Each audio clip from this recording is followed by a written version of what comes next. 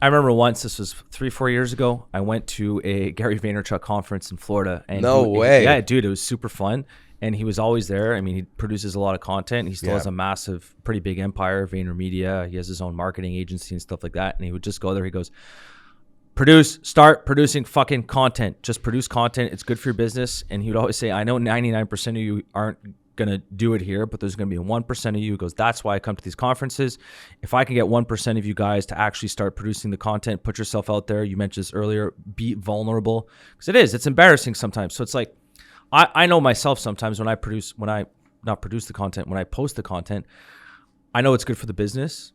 That's why I do it. I don't particularly enjoy posting stuff on LinkedIn, on TikTok, because I just don't. I get embarrassed, or I don't know. It's not rational, but it's not the exciting part of the process. The posting part is. I'm afraid of what other people are going to think. But you're not afraid of what people are going to think. No, I am. For sure I am. I wouldn't have posted. No, my fear, I care more about growing the business. And so I get over my fear quite easily. And I think a lot of people, I guess the point I'm just trying to get to, there's a lot of people that are listening to this, and it's like, they're like, yeah, I'm going to produce content one day. I'm going to do this. I'm going to do that. Just do it. Yes. And because I do have a fear. It's not like a big crippling fear, and I can't leave my room. But like there's a certain part, maybe I'm going to be embarrassed. Maybe I'm going to say something stupid. Maybe I'm going to come across as not credible.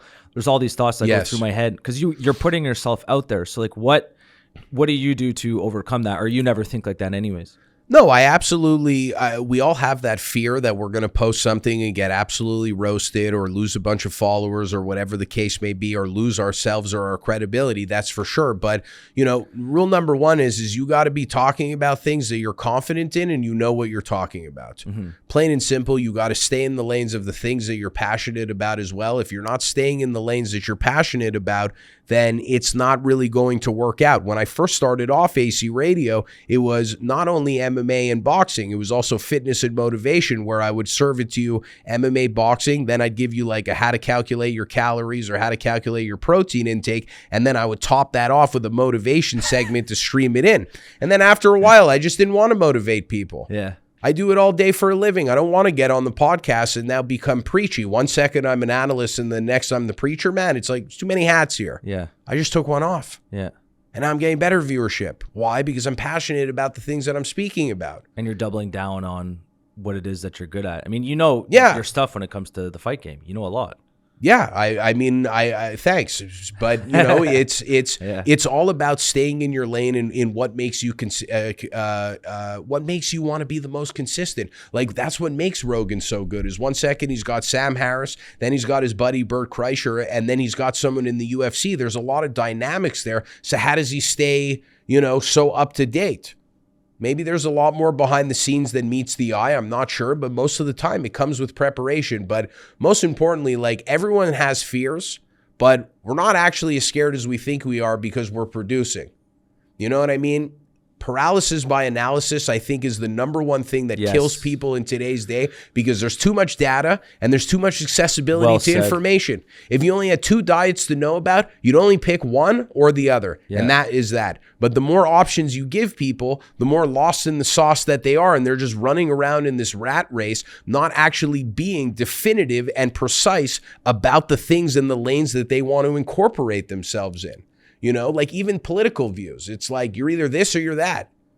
It's like, oh, well, you shouldn't be like that and blah, blah, blah. It's like, okay, so let's build a little bit of a streamline here. One's black, one's white. Let's build some gray. No, you can't do that. You see, you're not as malleable as you think you are. You're not willing to bring yourself to those places as much as you think you are. You think you're there for growth, but you're not. You're just there to be in the pool with the rest of us.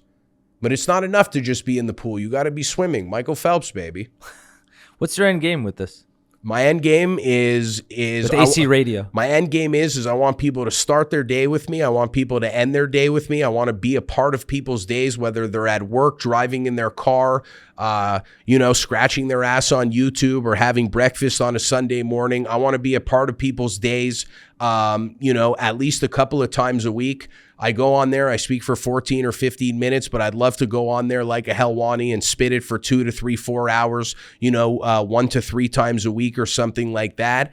And, the end goal is bringing my professional outlook with a little bit more of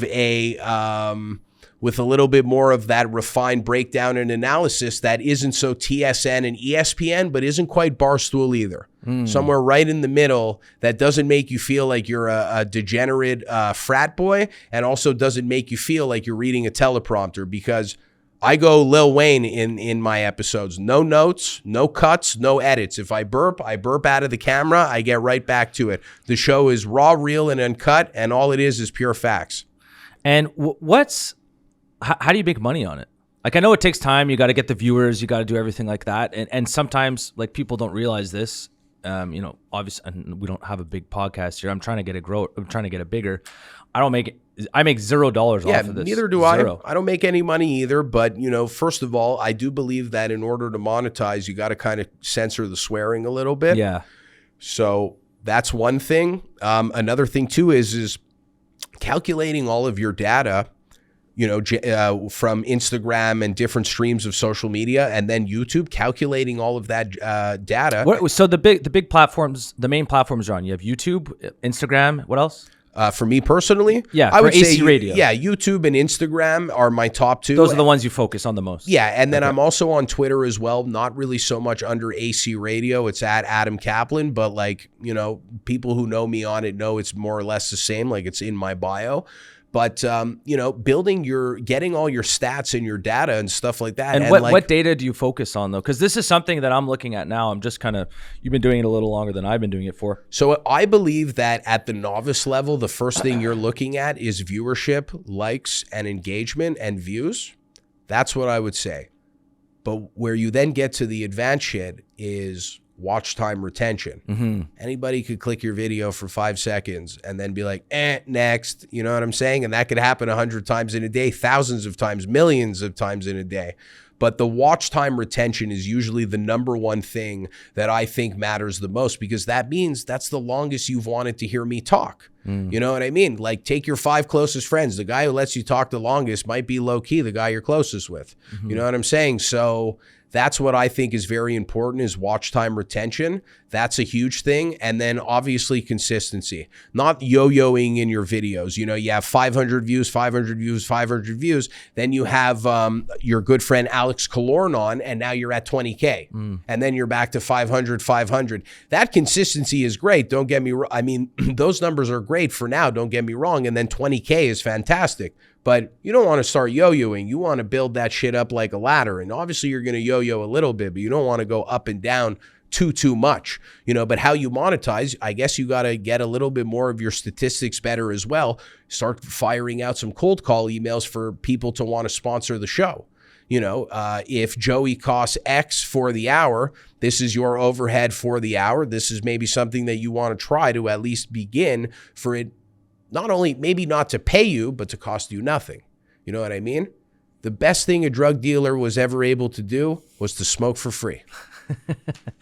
It's interesting you say that, because like the consistency part, and I think I mentioned this last podcast or a couple of podcasts ago as well. Mr. Beast, basically, everyone knows Mr. Beast on YouTube. He's got 150 or it's over 100 million subscribers. In every language. Yeah, it's absolutely insane. This guy's just he's ahead of every step of the way. It's crazy. I didn't know this. He's like 24 or 25 years old. He could easily start a YouTube university on how to make it and blah blah blah. I would throw my money right at him. I'd throw it in his face. Everybody would. But he was saying the same thing. Basically, if you're starting up, don't even look at anything until you have 100 videos. Get 100 videos, then come talk to me. Because he said, number one, you're probably not going to last for 100 videos. Yep. Because 95% of you are never going to get there anyways, because you're just going to give up. You're not going to get any viewership. Come talk to me after 100 videos. And even you could say the same thing about Logan Paul. Logan Paul, if you actually look back at when he got popular in Vine, but before Vine, he was on YouTube. He goes, dude, I had like 4,000 subscribers for like 5 years before I popped off. And then Vine helped me pop off. Then basically I was doing the vlogs and all that kind of stuff. Now he has the Impulsive podcast. Him and his brother are, genius marketers. Boom. But he said that. He goes, dude, I was making videos, like 3-4 videos every single week. And for years, I only had 4,000 subscribers. Yeah. So it just goes to show you. And the other reality is too, even if you keep at it for all these years, you're probably never going to make it either. That's just the reality of it. So people need to get the right motivation. For example, why am I doing this? I'm not going to lie. I'm doing this to basically help benefit my company, KBD Insurance. That's the main reason why I'm doing this. I also happen to enjoy having these conversations. I have a pretty open mind about a lot of things. I like fighting. I like politics. I don't talk about politics because it's a business podcast. Well, it's just not good for business. Talk about, obviously I talk about business, but there's all these types of things that I enjoy talking about. It's just cool. You get to learn about different things. And 100%. And you work a different muscle that carries you over into other parts of your day. Yeah. You know what I mean? You have to have pretty important phone calls every single day. Yeah. Some of them could be a little bit delicate. You have to make some pretty, firm decisions. Yeah. Just being, open and being, with the public and being vulnerable kind of makes you a little less scared about the things that kind of happen in the day-to-day things also, you know what I mean? So I think it's a great thing regardless. I encourage everybody to try it at least. Yeah, I want people to try that. And it's like sometimes I will hear through the grapevine, this person, they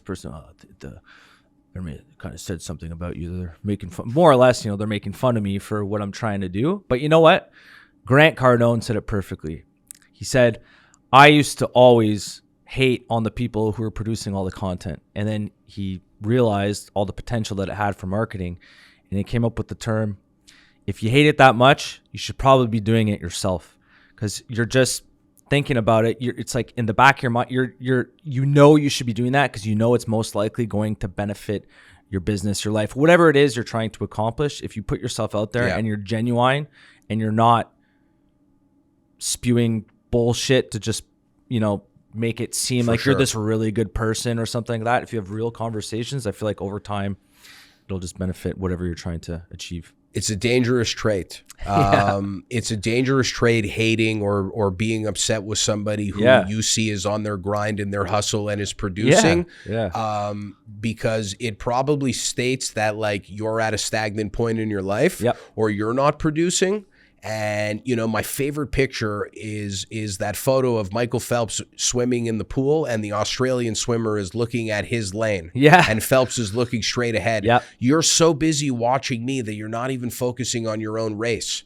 You know what I mean? This was supposed to be your Olympics. This was supposed to be your time to win the gold. And all you're doing is watching the back of my latex head with an American flag on it. You know what I'm saying? Yeah. And that's why I think it's a dangerous trait, because you could get so lost in that negativity that even in the moment of the Olympics, you're stuck looking at Michael Phelps instead of in your own lane. So it's such a dangerous thing. But, the haters, the people, trying to build this, what's he doing? He's trying to be the next Joe Rogan or this, that, or whatever. Everyone's got something to say. Yep. But everybody wants to swim, but nobody wants to get wet. And that's just not part of the game. Don't you